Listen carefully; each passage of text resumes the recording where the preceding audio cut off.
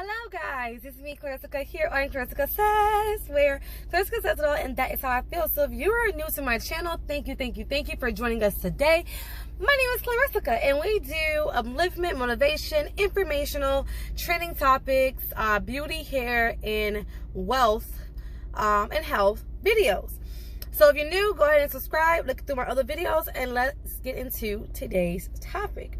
So today we're going to talk about home ownership and what it takes to basically own a home. Now, there are a lot of things that I did not know about before I actually started to look for my first home. And it needs to be put out there that there is way more than just a down payment for a house that you need to know about, as well as need to have as far as your funds. So I'm going to give you a quick 101 for dummies on buying a home, looking for a home, and purchasing your first home. And so if you are interested in hearing about this video, go ahead and continue to watch. Leave your comments down below. If you're not already, smash the subscribe button and like button, and let's get into this video. So the first thing that you need to really figure out when buying a home is the area that you want to live in. Yes, if you have a job that you love, then of course you want to be around the area that you love. If you are a person that wants to, live in an area with specific schools and you have kids, then yes, you need to be in an area that you can, have better schools or the schools of your choice or choosing for your child. If you want to be in an area that has a community or like a gated community, then or a specific community, then you need to look within those areas. You have to know what you actually want in your home. Do you want a twin sink bathroom in his or hers? Do you want a separate shower and bath in your master? Do you want a tub? Do you want a shower? Do you even care about having a shower or a bathtub in your home? Are you a bathtub person? Do you want a pool? Do you want a 4-bedroom or 3-bedroom? If you don't have a 3-bedroom, would you be okay with a 4-bedroom? If you don't have a 4-bedroom, would you be okay with 3 bedrooms? Some people don't want a 4-bedroom, regardless if the 4-bedroom is cheaper. They don't want a 4-bedroom home. They would prefer a 3-bedroom home. So these are things you have to really start to figure out. Not just, okay, I want a home at this price, but what do you really want? What are your wants, needs, and desires for this home? Then you need to break down the amount that you're willing to spend. That is very important. You may be qualified for $400,000. That does not mean you need a $400,000 house, because in the day you have to still think about that monthly payment, how much you're going to pay monthly. It doesn't matter if you can afford to pay $3,000 a month.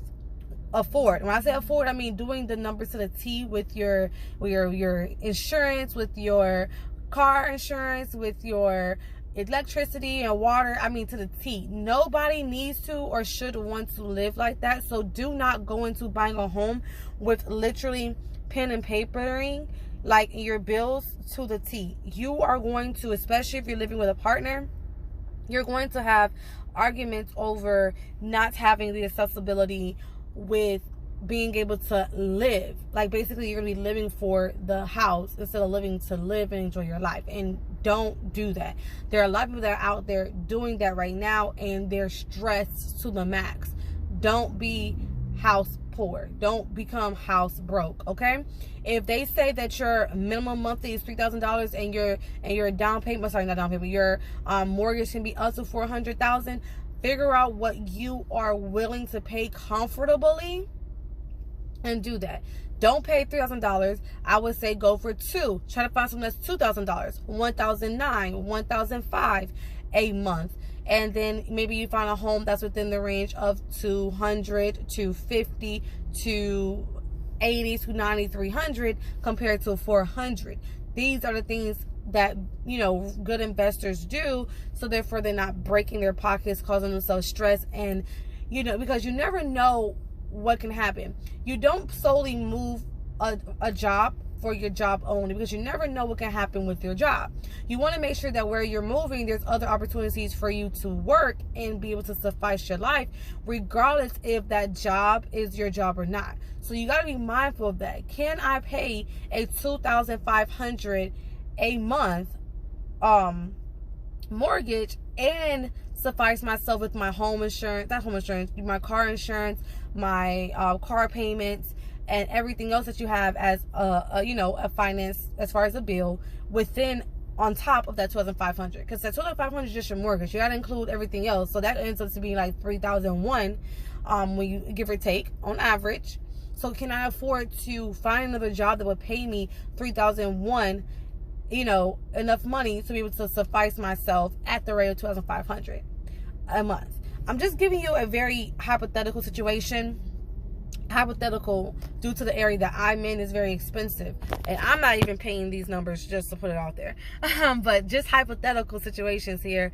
You got to think about all of these details. It is a must, because if not, you're going to get a real estate agent, and they will do this. You're going to get a real estate agent. The first thing a real estate agent is going to ask you is, what's your pre-qualification? You're going to give them your pre-qualification, pre-approval letter that shows $400,000, and they're gonna say okay, and they're gonna start sending you properties that are $399, $350, $360, nothing in the twos. You have to be very upfront with them. Hey, I don't want to pay nothing close to $400. My range is this. Tell them your range, because some real estate agents are really money hungry, very salesy, and once you say, hey, my range is this, they see $400,000, then you're saying you want to pay $200,000 for a home, or $250 for a home, and they see that you can make $400,000, they're like, I think it would be better for you to go with somebody else, because they are money hungry. You have to find somebody that is for you, not for a sale. There are a lot of real estate agents out there that are for a sale. You have to find somebody that's for the betterment of your life, the betterment of the future that you are trying to keep, because it's very easy to lose a home. And once you lose a home, it's very hard to get your credit back up to a place where you're able to get a home again. And now on your record, you've already lost the home. And on the average American, you don't have a fluctuation of properties just everywhere to build your credit and to make you credible. Okay, you have a car, but a car's not a home. I mean, it's a completely different field. So you got to be very smart when you're picking a real estate agent to make sure that they're for you, and they're there to help you, and they're there for the betterment of your life and not their pockets. Because if they're for the betterment of their pockets, all these other details are amiss. They don't care about the financing. They don't care about what you have to do monthly. All they care about is, does this letter say you can afford it? You can afford it. That's it. They don't care about the details. And if you see someone like that, run. Run.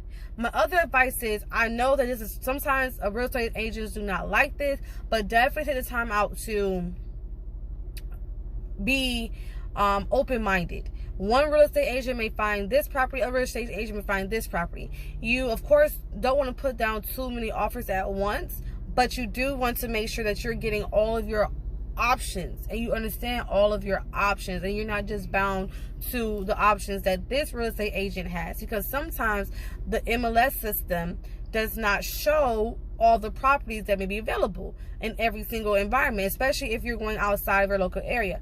For example, say for instance you live in the south region of wherever you're from, and you're trying to find a home in the northern region, a northern part of the state that you're in. The person that you're looking at, because you live in the south part of your state, will have a lot of properties that they know about within the southern part of that state. And they are able to still see properties in a northern part of the state, but it may not have as many options as somebody that's within the northern part of the state. So you might want to go ahead and find somebody that's within the northern part of your state. So therefore, okay, I know they have a good inventory for what I'm looking for. Sometimes you don't really know where you're going to live. You just know where you want to stay. So therefore, you work with someone that's in the southern part, wherever you're located, and it's like, okay, they're finding me homes, but I still need more options. Go out and find somebody else that can give you more options and still have the same qualities of looking for your better interest. To tell them up front, I want to pay this amount a month. I want to pay this amount. This is the range that I am willing to look for a house in. I do not want to see any properties before this range, because I know monthly, no matter what y'all tell me about the closing costs included and this and that, you can negotiate. If the market is a seller's market, negotiation is kind of for the birds. It's in the air. It's not a reality, because the sellers know that they have the grasp of the contract. They have the grasp of the offer. If it's a buyer's market, it's different. You have room to play. But that's the only thing. Find out. Make sure your real estate agent tell you, is this a buyer's market or a seller's market? They need to know this information. If your real estate agent is not teaching you, telling you, educating you on everything, or if you try to ask questions and they're not willing to answer your questions, or they get upset or they get aggravated, run. They're not for you, because you have to know these things, especially if you're not knowledgeable. Even if you are knowledgeable, you should just test them to see if they are understandable, to see if they're knowledgeable of this information. Because some real estate agents will upfront make you feel like they're knowledgeable, they know these things, and then when you get down to the process, they don't know really nothing. All they know about is, you said the number is this, I can find property number is this, and sell it to you. They don't give you no details, they don't give you no information, you don't learn nothing. That's not good, because then when you get into the back end and you have bought this property and you don't know all the things that was then within this house, then you're stuck. So this is very important that you pay attention to this. Next, property, when you do close, you have to make sure you include your mortgage insurance. You have to have insurance for your home as well. Some people say about home insurance. Do not do that. Make sure you take out home insurance, because anything happens to that home, you have to pay for it. Yes, okay, if there's a hurricane, tornado, something that the earth does and your home is affected, yes, you pay the deductible and it's a lot cheaper for you to get things done. I get it. But even if your roof falls, that home insurance, pay the higher deductible, because when you get like a situation that's a natural disaster, the deductible is cheaper. The cost of everything will be cheaper, because technically it wasn't something that you caused, or the what is it trying to say? The tenure of the home. It wasn't caused by the tenure of the home. It's kind of caused due to a disaster. So therefore, you're gonna pay way less money to get the situation, get the house fixed, or whatever problem fixed. So but make sure you get home insurance. Make sure you have insurance on yourself, fixed rate. Make sure if you have a fixed rate mortgage, make sure you have a fixed rate mortgage. Check that out. Look at the contracts. If you have to get a lawyer to look over this, look it over.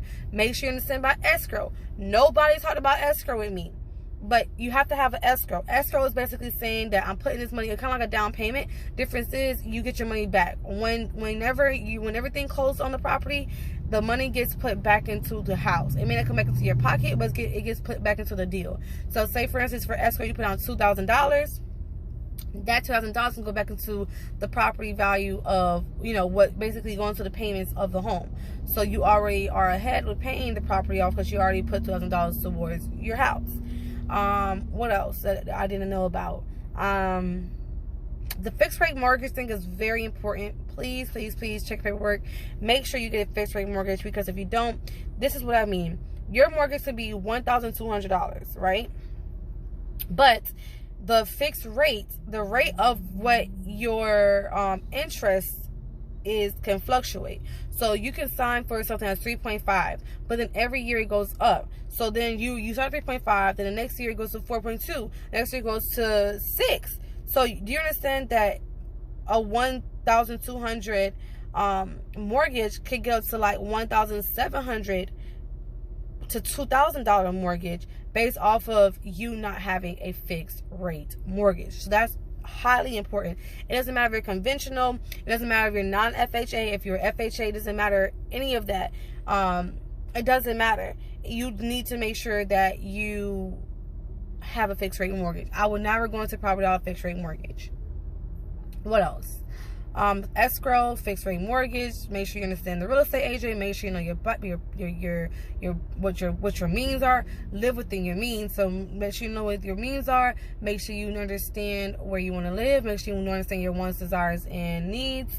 Your first property may not be your last property.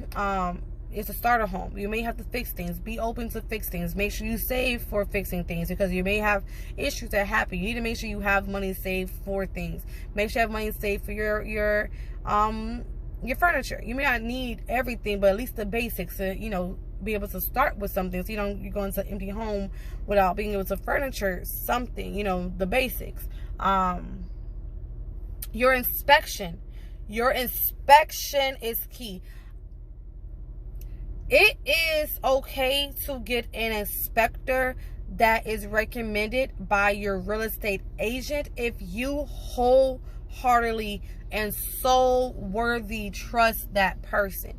Because if you have an inspector that is a friend of the real estate agent, and that friend is the real estate agent is kind of money hungry or low key on the low, still trying to get the benefit of their pockets, because that's their money, that's their bread maker, then the inspector sometimes can look over things. Not only that, if you don't know the inspector, they cannot be as credible as somebody that you can go with that you find on your own. So make sure the inspector it has warranty. If they inspected something that was not included on their inspection, that you can make a claim and get fixed. Make sure that inspection is licensed and insured to make sure they're legit, so that if anything happens, you can sue. I'm just saying, I'm just mentioning it. Not even just so that I'm being kind of funny, but I'm serious at the same time. But licensed and insured does not always mean better. But when it comes to this insurance stuff and looking over your home, because the insurance, what the inspector does with the insurance is basically covers you, because you're investing in that person or that company to inspect your home. So it covers you on your end if anything goes wrong with the, if they didn't miss something that was on the inspection, you basically can go at them like, why didn't you see this, and so the more credible, the more well known the company is, the better for you, because then you can get some things fixed out of their pocket and not your pocket because they missed it, if it happens. You don't want that to happen. You do not manifest for that to happen. And yes, guys, I have a glare in my glasses, so I'm trying to get to the point where you can't see the glare, so I apologize in advance. So you want to make sure that you don't let that happen. So yeah, make sure that you get an inspector and they check everything: the water here, the garage, the electricity, if you have an under cabinet of your home, make sure they go underneath that under part, your plumbing, the roof, the AC, the walls, the floors, if you have a pool in the backyard, the pool, the backyard, the sewage in the backyard, if there's pipes running underneath the backyard, the gates, the exterior of the home, the walling on the inside, the installation, if it's central AC, what does it work? Does it have an attic? What's in the attic? Everything. The bathrooms, the tiles, everything, the washing machine, the dryer, the fridge, the sink. Does the water run? If the water does run, is it going to overflow? Try that out. When you get to home, run the water just to see. Running the water, first thing you do, walk in the houses, turn on all the little, I'm serious, turn on the faucets. From the time that you're there, turn the faucets on and see what happens. If the water goes down after 30 seconds you walk by and it goes down, then you know no plumbing issues from the fore end. You still need to get it checked. If it doesn't, and you see that things are bubbling up or it's staying in there in the sink or the toilet, whatever, then you know off rip there are plumbing issues.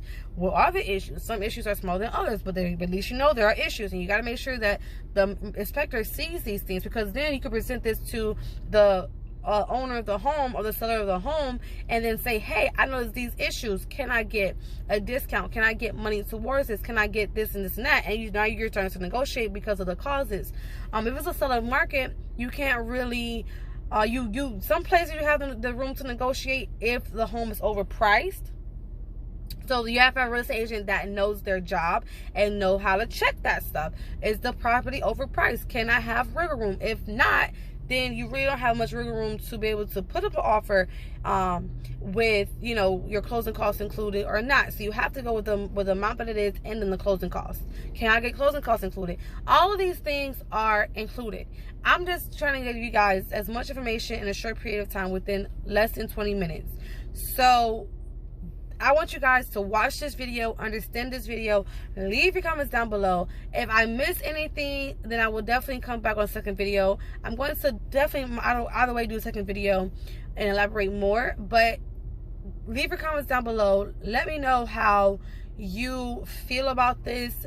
Let me know if you understand what I'm saying. Let me know if you have any questions, because I have learned so much with this process that I didn't know was included into this process, and there's a lot that goes into it, so you got to prepare for what you're going to get yourself into. Okay, so with that being said, thank you so much for watching this video. I genuinely appreciate it. Thank you so much if you're an OG subscriber. We are at 1,000 765 subscribers. Thank you so much. We're only going up from here.